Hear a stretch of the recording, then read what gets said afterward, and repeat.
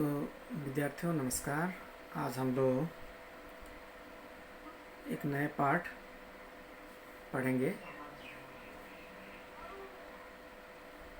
8वीं कक्षा की पुस्तक से ये पाठ है। जलाशय के किनारे कोहरी थी।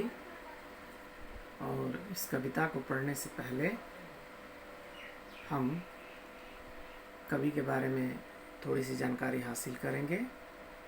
तो इस कविता के कवि हैं सूर्यकांत त्रिपाठी निराला। इनको छायावाद के प्रतिनिधि कवि के रूप में जाना जाता है। त्रिपाठी जी का जन्म 1896 ईस्वी में पश्चिम बंगाल के मेदिनीपुर जिला अंतर्गत महिसादल नामक स्थान पर हुआ था।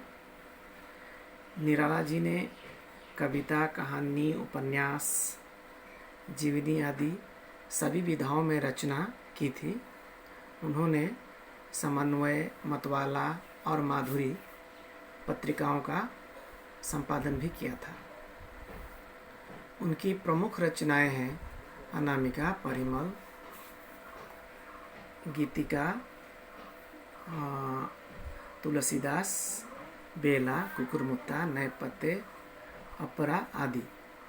1961 ईस्वी में निराला जी का देहावसान हुआ। तो कविता पढ़ने से पहले ये कवि का परिचय था। अब मैं आपके सामने एक बार कविता का पाठ करूँगा। आप सब ध्यान से सुनिए।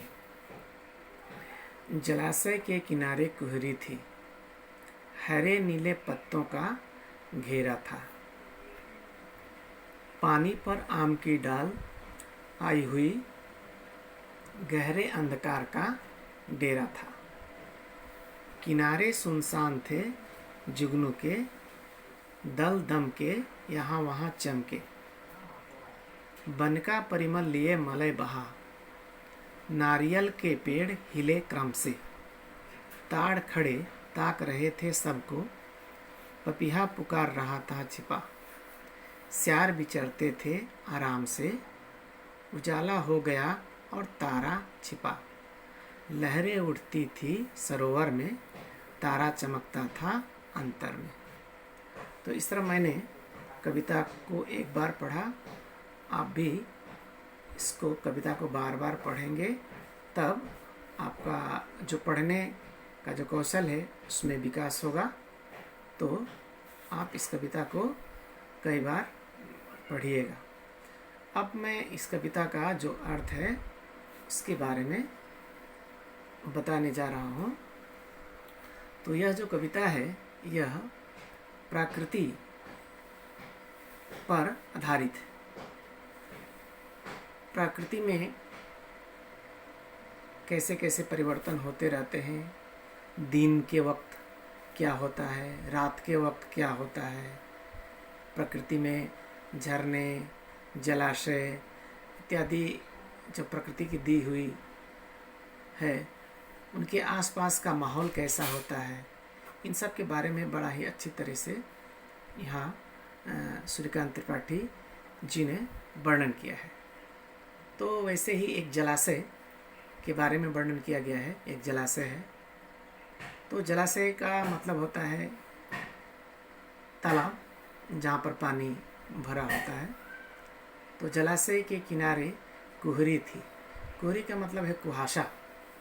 तो जलाशय के किनारे कुहरी थी, हरे नीले पत्तों का घेरा था।